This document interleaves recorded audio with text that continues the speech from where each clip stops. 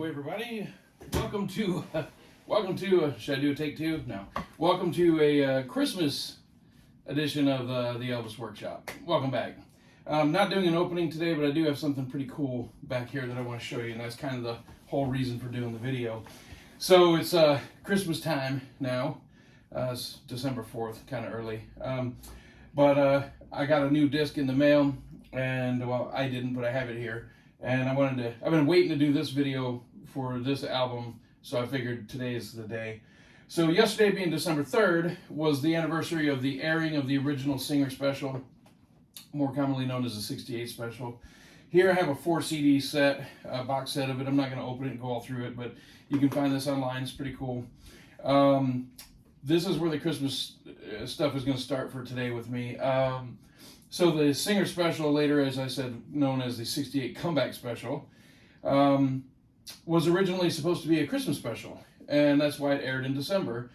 It was filmed in June of 1968, but Steve Binder quickly convinced Elvis to recapture his throne, basically, and instead of doing a bunch of Christmas songs, let's show the people that you still have it and do what you can do. So they ended up filming what they filmed, and it's great. So, but there's Christmas songs, at least one, Blue Christmas, in here, and that's the original reason why, and because it did air in December, they wanted a Christmas song. But Elvis says in the special, I want to sing my favorite Christmas song for you, and there's some fancy editing there, because then they go into Blue Christmas, and it was actually Merry Christmas, Baby. But he couldn't remember the words. so they edited it to make it look like Blue Christmas. But anyway, we have this gem of him doing Blue Christmas in the Singer Special, which is pretty cool. But let me step back. Let me go backwards to when I was a little kid. The one over here, Elvis Christmas album. This is a Pickwick release or some. It's all beat up. But this was the very first album I actually ever had of Elvis. First LP, first vinyl I ever had was this one. I had other ones on cassette and stuff like this that I've gone over in previous videos. But my first actual physical vinyl album I ever had was this one. And I didn't even have a record player, but I just loved it, and I would just stare at it, and I thought, man, it looks cool. He just looks awesome. He looks cool, and I loved the artwork. And then once I heard it, it was amazing. So a little story about this. So Millie Kirkham, the soprano that you hear on these recordings, Blue Christmas, woo! I'm not a soprano singer, but that's her. She was with Elvis for several years in the studio, recorded a lot of tracks with him. She's in the movie Elvis, That's the Way It Is, 1970. And so I asked her, we were at lunch together at the Westgate now, which used to be the Hilton or the International in Las Vegas. We were actually at the buffet together a few years ago. And I asked her why she stopped performing with Elvis when he went back to going on the road. And she said that she made more money doing studio work in Nashville, and she had young kids, and she just wanted to be home every day. So that's why you see her in the movie, and then she disappears, and Kathy Westmoreland comes into the picture. She simply didn't want to travel. She had young children, and she made more money at home. But the story that I'm reminded of the most from this album with Millie was the very first recording session, the Blue Christmas session, was the first recording session that Millie ever did with Elvis. And I asked her, can you tell me something? We talked about other stuff too. I didn't just hammer her with Elvis questions, but I asked her to give me a memory that she has of Elvis that just resonates with her if she had one. And she said actually it was the very first time that she met him.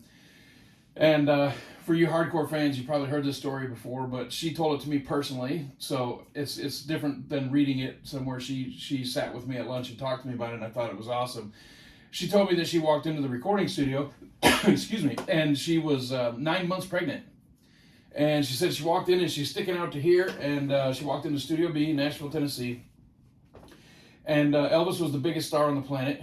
And she walks in and she says he takes one look at her, gets up, walks briskly across the studio, and says, hey, how are you doing? Nice to meet you. Can I get you a chair? Do you need some water? And she says, man, I couldn't believe it. This dude is... The recording session is all about him. It's his deal. Everything's there focused on him. I walk into the room and he doesn't care about anything else. He cared about me. And she said that really struck her that he didn't, big leaguer, big timer. And she always remembered that he was that courteous with her and came over and was more worried about her because she was pregnant than anything else. So I love the album. The sound is great on it, and the songs are fantastic. You know, what are you gonna do? So then this is the Camden release, kind of the same stuff, just basically the same exact album, different cover. So nothing special there, but the music's great. Then we have this right here. This is what you call the cash grab album. This is the newest trend. The RPO releases, Royal Philharmonic Orchestra, where they're stripping his voice off of everything and remastering and retitling, redo it, everything, anything for a buck, right? So some of those are okay. I do like the Burning Love performance on one of the other ones, but otherwise the RPO can take a hike. So let me get to this. This is gonna be a quick video, but that's okay. This one is not mine. A friend of mine had this sent here that I have to hold for him until he gets here, and so I'm not gonna open this one today. This is, it says a Walmart exclusive. I think it's because of the splatter, but this is the latest and greatest Christmas album. I have seen this out at the store. I didn't pick a copy up yet, but I will. Merry Christmas, baby. What I like about this, I hate to do this, there's a couple songs that I just can't take. Silver Bells is one of them. It's just too, it just never goes anywhere, and they finally took it off because it seems like it's on every Christmas record. It just drags the room down. Oh, Little Town of Bethlehem is another one. This is on here, but anyway, this is a new one, so if you're out and about checking things out, sorry I can't open it today, but this is the splatter version found at Walmart. Go check that out. This is pretty cool. This is a collector's item. Very limited release. It's actually really cool. This is from the Memphis Mansion in Denmark, and if you ever hear me say something you're not sure what to do, just Google it. Come on, people, keep up. I'll Be Home for Christmas from the Memphis Mansion. Let me give you a little closer view. This is worth it. That is Elvis's Christmas tree that's at the Memphis Mansion in Denmark. And it's a picture of one of their bulbs, which I have. It's a little gatefold, opens up. It's got a little booklet and a 45. The track listing is side A, Santa Claus is Back in Town, White Christmas. Side B is Blue Christmas and I'll Be Home for Christmas. Great song selections. This was a pandemic release. So this is when nobody could go anywhere. And everybody was stuck not doing anything and everything had to be canceled. So this is a perfect release. I'll Be Home for Christmas. There's really not much to say about it except go get you one. So go to the Memphis Mansion website, see if you can hit them up and get a copy of that. That'd be a good idea. So let's get to the newer one here. As far as Christmas compilations, this one's a couple years old. I really love the artwork on this thing. It's simple, plain, but man, is it great. And the sound on this thing is absolutely superb. I'm not going to waste a lot of time on this or spend a lot of time on this, but it's just I'm sure you see it all over the place whenever you go into the stores. It's pretty readily available. Very, very nice, very well done. I've actually listened to this one quite a bit in the last couple of years. And then that's my candy cane that I've had since the late 70s. I wanted to Christmassy it up in here today. So let's go to this one and then we'll get to the end. So this is the Wonderful World of Christmas, which was just recently covered extensively in the new Elvis's Back in Nashville 1971 box set.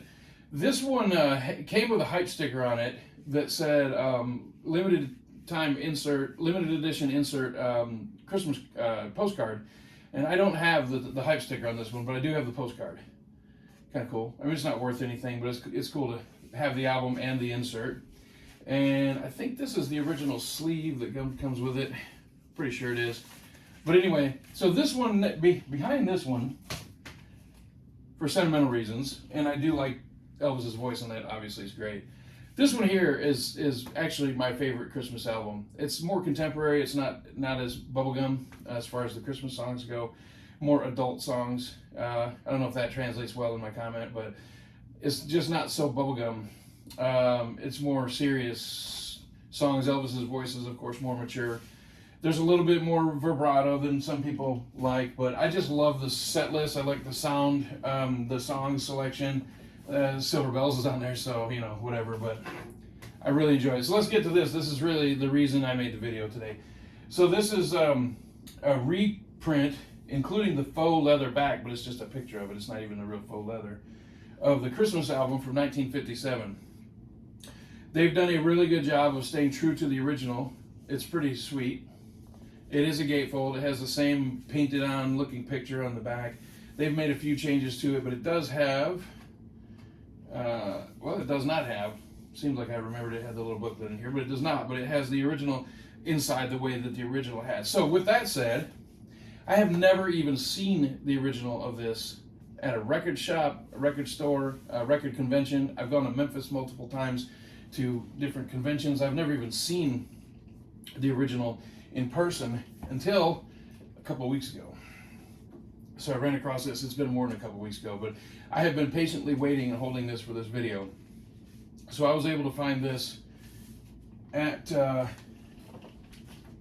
record store here in Las Vegas, and it has the faux leather back on it. It's kind of beat up. It actually had this one piece on here hanging on by a thread until I bought it. And that day I brought it home and I just simply opened it, and when I closed it, it just fell off. It is what it is.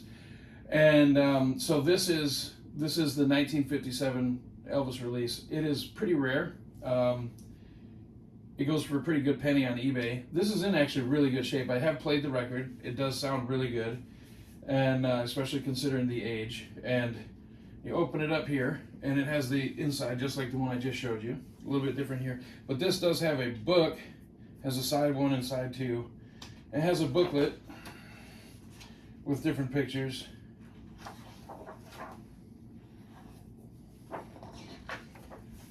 And this is in great condition.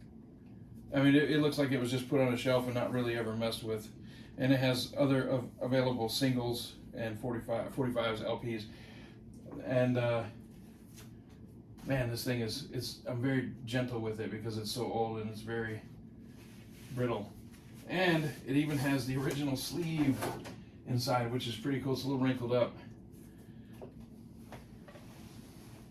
But there it is. And then let's go ahead and pull out the album. And there it is. Look at that. Not a mark on it. It looks fantastic. I've played it. It sounds great. Okay, there's a little bit of a mark on it, but it's not too bad. So anyway, I've been saving this video, or saving this LP to do this video until December. So it's December now, so here we are.